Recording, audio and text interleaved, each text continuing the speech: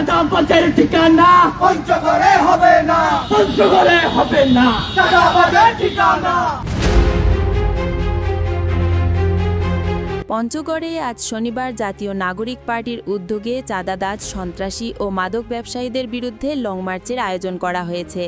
সকাল থেকে শহরের বিভিন্ন স্থান থেকে নেতাকর্মীরা বর্ণাঢ্য শোভাযাত্রা নিয়ে লং মার্চে অংশগ্রহণ করেন।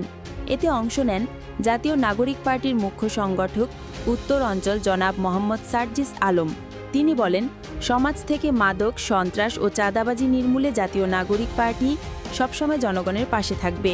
তিনি সরকারের প্রতি দাবি জানান যেন এসব অপরাধমূলক কর্মকাণ্ডে জড়িতদের বিরুদ্ধে কঠোর ব্যবস্থা নেওয়া হয়। লং মার্চে স্থানীয় নেতাকর্মী, সাধারণ জনগণ ও তরুণ সমাজের অংশগ্রহণে পঞ্চগড়ের রাস্তায় ছিল এক ভিন্ন চিত্র। সবাই এক কণ্ঠে প্রতিজ্ঞা করেন, মাদক ও সন্ত্রাসমুক্ত সমাজ গড়ব আমরা। নাহিদ হাসান অয়নের তথ্যচিত্রে আসমানি টিভি, পঞ্চগড়।